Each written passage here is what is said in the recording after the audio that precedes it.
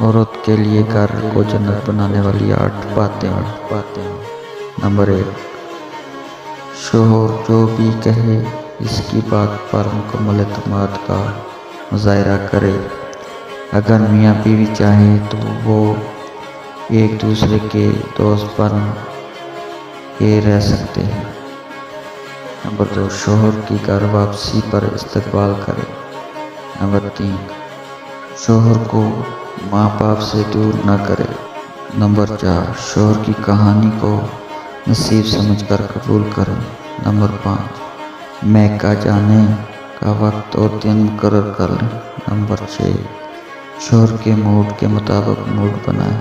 Number 7, अपने मसाइल मैके में बयान न करें। नंबर 8, दूसरों से अपना मुवाजना हरगिज़ न करे।